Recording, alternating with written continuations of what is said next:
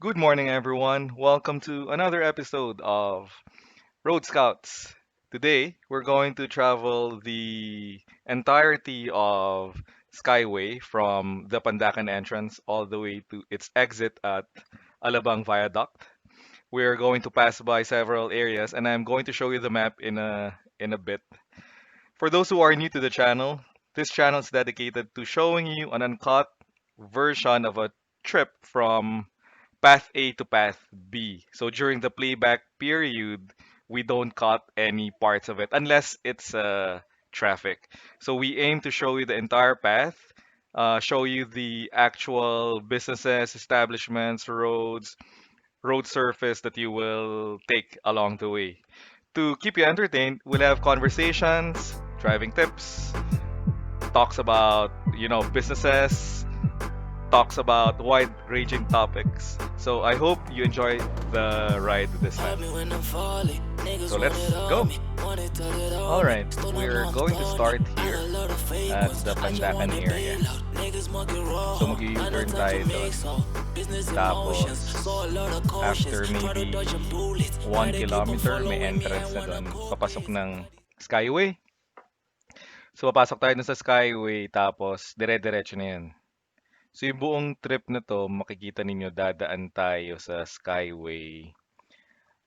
Dadaanan natin ng Buendia, Makati, Edsa, NAIX, all the way to right before dumating tayo dun sa first Petron station or yung gasoline station sa South Superhighway. Pagbaba ng Alabang Viaduct.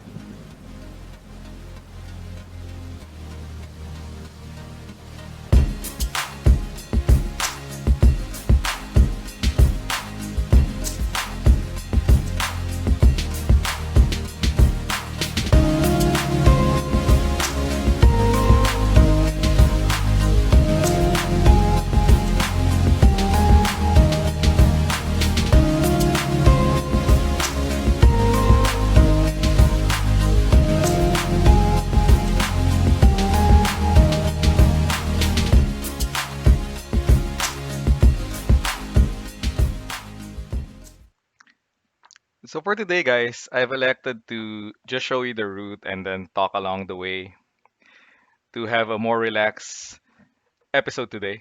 So we're going to take it as in stride and we'll comment as we travel and traverse the road. So I'm making a U-turn here, and as I've mentioned, we'll probably travel 1 kilometer to 2 kilometers, and then there's gonna be the Skyway entrance to the left. Okay, so dumadaan tayo ngayon sa Iglesia ni Cristo. So pag natapos tong area na to, tuloy-tuloy na yan sa Balintawak, no? Yung nakikita yung two overpasses niya yan. And minsan marirealize ninyo yung positioning ng mga poste. Medyo awkward. That's primarily because of yung right of way na nabili ng consortium ng Skyway Stage 3. So may mga parts ng lupa na hindi nila nabili. So ito na yung entrance. Eventually, this will be one way. Hindi ko alam kung anong direction. Maybe southbound or northbound. We'll see when they open it up. Wala pa kayo makitang tollways dito. And yun nga, sunod lang kayo. So if this is your first time to drive through Skyway, just follow the cars in front of you. If you want to know the distance, remember the distance is 2 seconds. And I discussed it in one of my previous episodes. Yung Alabang episodes. Diniscuss ko yung distance ninyo at paano nyo malalaman kung gaano na kayo kalayo.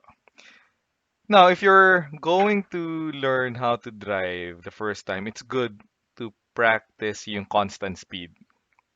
So makikita ninyo ngayon, yung constant speed ko right at the bottom right portion of my screen. May makikita kayo dyan parang a series of characters.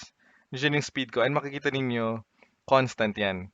So when nagbabiyahe kayo and nag-aaral kayo mag-drive, it's good to be familiar with the constant speed. So practicein din niyo yun. And the best way to practice that is, ito nga, yung mga katulad ng daan na tuloy-tuloy. Or pwede rin kayo mamili ng location na wala masyadong sasakyan.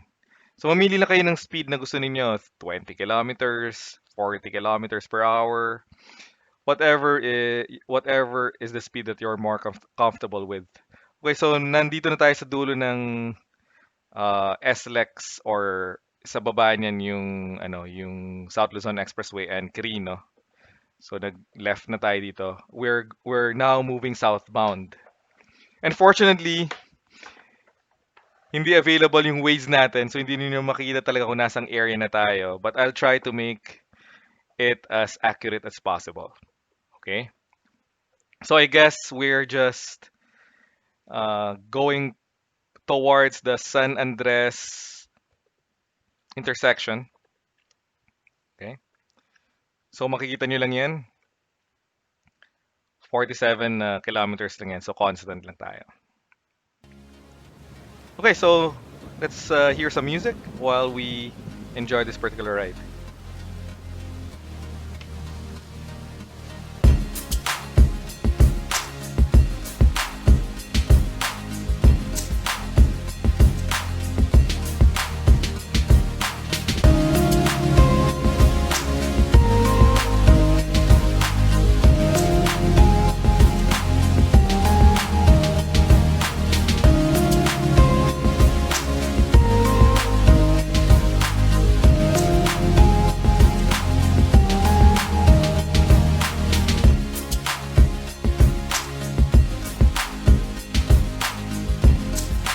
So we're approaching Buendia, and to the right is yung cash and carry. And then to the left is yung cluster ng mga buildings dyan, yung mga condos. May mga condos dyan na matagal na, yung iba 30 years old na at yung iba bago din, no? So pagka yung dinadaanan natin to the left, ilalim na tayo ng Buendia. So on one side is yung Taft Rojas Boulevard sa right ninyo, and on the left side, pagka tinahak ninyo yung entirety of Buendia Avenue, tatagusin naman niyo yung Edsa. And what's interesting is, here, tatagusin din ninyo yung EDSA. Right? So, makikita ninyo yung kalye talaga nag-intersect. So, hindi sila parallel with each other. So, ito yung mga sasakyan na kapapasok pa lang sa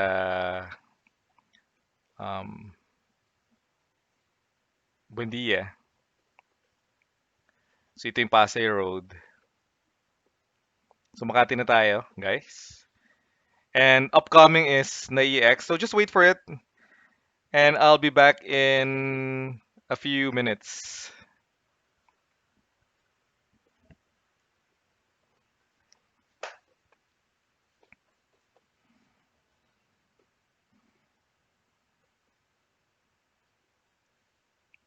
So hindi ko matiis, guys. I'm back. All right. So makikita ninyo sa Skyway, 4 lanes na siya, no? So gawa na yung leftmost lane and I'm taking the leftmost lane. I'm so sorry. And sa Skyway, medyo careful with your speed limit because there are cameras everywhere and they're kind of strict when it comes to your speed limit here. Limit. Minsan pagka live na bubulol talaga tayo. Yung leftmost side, kung gusto niyo malaman yung texture niya, hindi siya ganun ka-smooth. So medyo matagtag siya. And this is the only passing lane we have here. By the way, kung nagda-drive kayo sa highway, katulad ng sabi ko kanina, importante yung constant speed limit. Okay?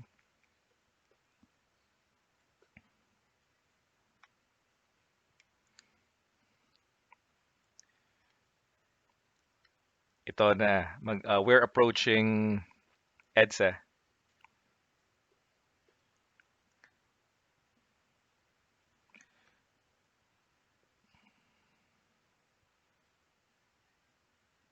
And how do you maintain that constant speed? It will get to you naturally. So as long as you practice. One good thing about driving is it's not really rocket science. As I mentioned in my previous video, kung nahihirapan kayo mag-drive, one tip lang sa mga beginners or sa mga nag-upgrade pa ng skills is follow the rules. Kailangan natin alam yung rules kasi number one yun eh. 'Di ba? So, pagka alam natin yung rules, hindi na tayo masyadong nagko-concentrate sa rules, nagiging automatic na siya. So, then we can concentrate now on the mobility of the vehicle in making sure that we're comfortable with the speed. And eventually, you will find out your speed. Now, by the way, guys, sa totoo lang, pag nagda-drive kayo sa highway, dapat you go with the traffic flow. Okay, so ayaw niyo ng masyadong mabagal, ayaw ninyo ng masyadong mabilis. The thing here in the Philippines is we have a concept where the slower you are, the safer you are also, which is actually wrong because if ever you get your international license, and you will, mag-practice lang kayo ng mag-practice, pwede na kayo magkaroon ng international license. I think 2 years lang yung experience or even maybe 1 year. And nag-attempt kayo mag-drive sa ibang bansa. Sa ibang bansa, you have to go with the traffic flow. So hindi kayo pwedeng mabagal. Like in the US, Canada, even especially in Europe, kasi sa Europe, mas mabilis ang mga sasakyan dun eh. Pag sinabi nilang 100 kilometers per hour or 70 miles per hour, that's the limit, no? But if the cars around you are traveling faster than that, you have to go with the flow. So kung yung majority of the traffic is traveling 110 kilometers per hour, you have to go with the flow. In fact, sa US, huhulihin ka ng pulis kapag ikaw yung pinakamabagal. So pag nag-aaral kayong magmaneho or kung nag-upgrade kayo ng skills and you're not really comfortable with driving at a highway, practice lang 'yun. Pero we have to practice it right as well, di ba? So actually, kung ako tatanungin ninyo, I'd rather travel with the traffic, especially if there's, big rigs, yung mga 16-wheeler, 10-wheeler trucks around me, yung mga truck, uh, cement truck na nagta-travel in the highway. I don't want them to be beside me, and I don't want them to be in front of me actually, right? I always want them behind me in a highway. If I'll be behind them, I'll probably give maybe 10 seconds between me and that large vehicle. The reason being is if ever there are debris flying off the back of those trucks and you're behind them, it might hit you and, you know, something might happen. Yan.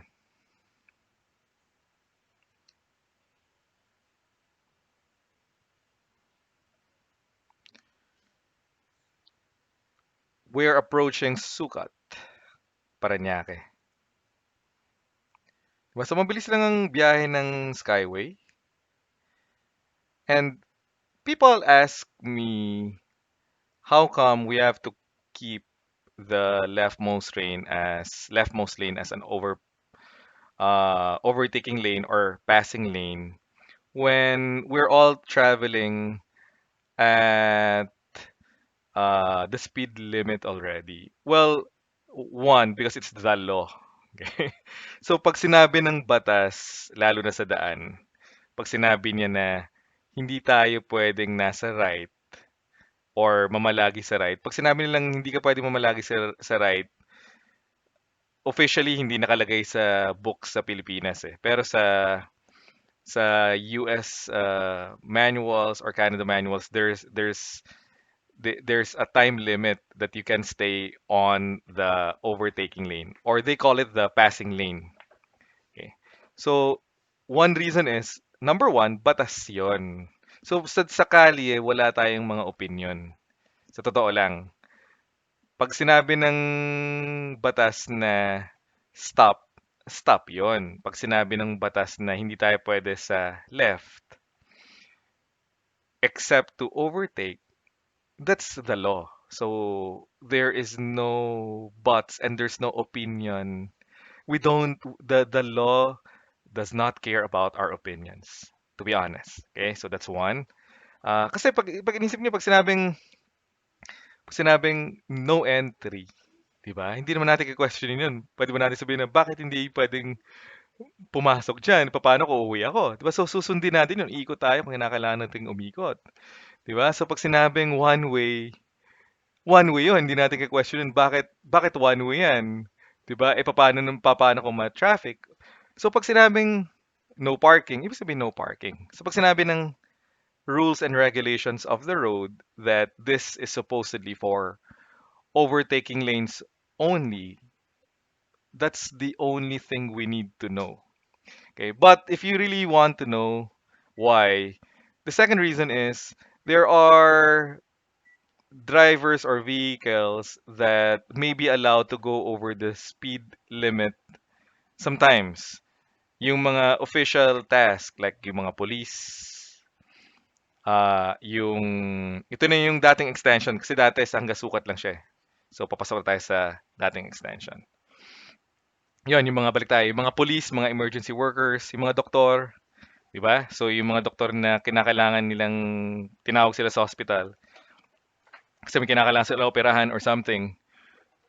So minsan pinapayagan sila ng judge or ng authorities to go over the speed limit. Now, I don't know what will be the penalties, but in some cases that that I've monitored in the past, yung mga basa-basa lang, yung minsan yung judge, ginagawa niya, binibigyan niya na lang ng fine, hindi niya na binibigyan ng demerit points. Sa ibang bansa kasi may demerit points eh. So every time you violate a rule, not only do you have to pay a fine, you also have to get a demerit point. So in a certain period of time, you can only accumulate, so much demerit points. Okay, so kunyari 9 in 5 years. Pag umabot ka ng 9 in 5 years, sususpend nila yung license mo. Parang ganon. Which is sa Pilipinas, wala. Fine tayo and something, I think, it's either fine or, administrative or maybe criminal na. So yun, so sa ibang bansa, pagka may mga authorities or people who really need to travel over the speed limit, pinapayagan ng batas yun, pinapabayad nila sila ng fine and they are not charged with the demerit points anymore.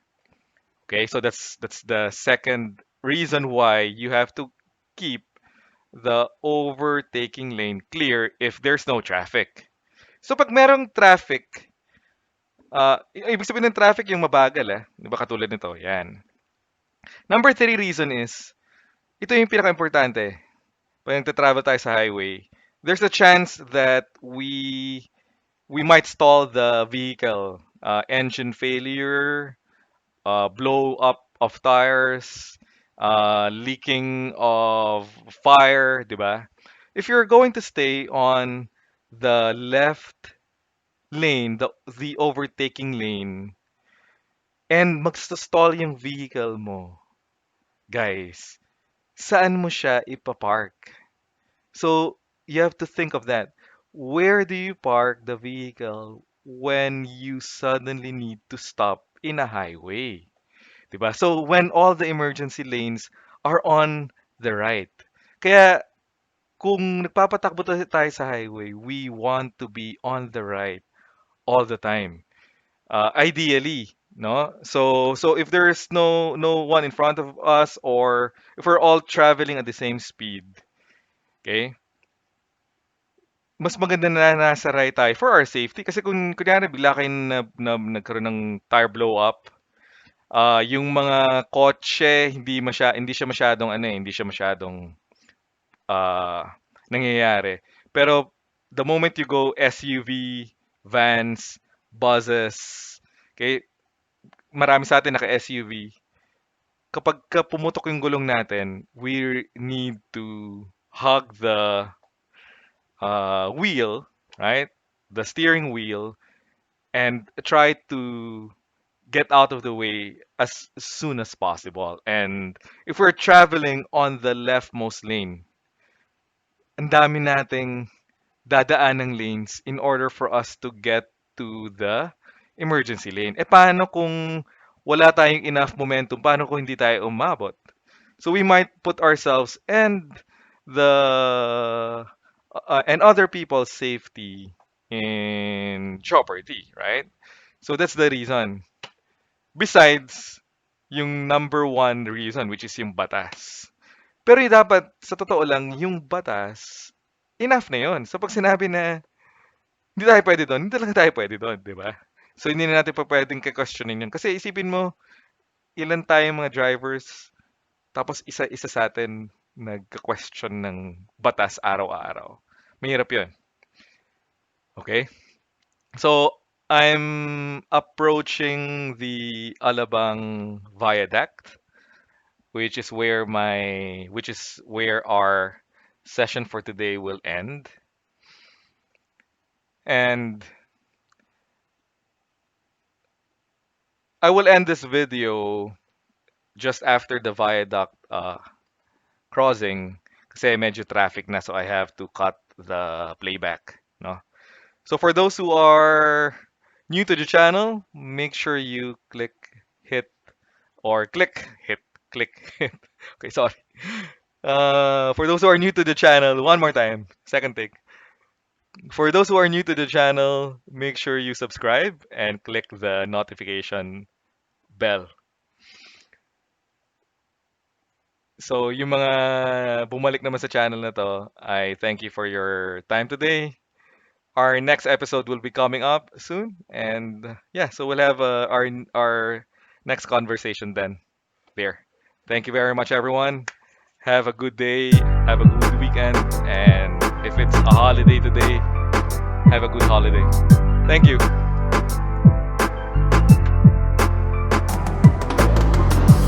Hold me when I'm falling. Niggas want it on me, want it, tell it on me. Stone up, now I'm stony. I got a lot of fake ones, I just want it bail out. Niggas monkey rojo, I no time to mix so.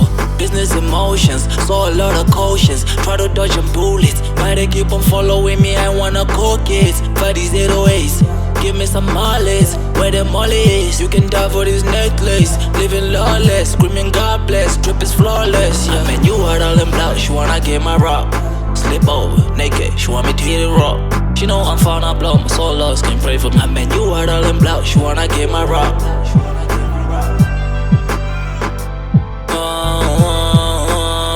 I mean, you heard all them blouse. I mean, you heard all them blouse. I mean, you heard all them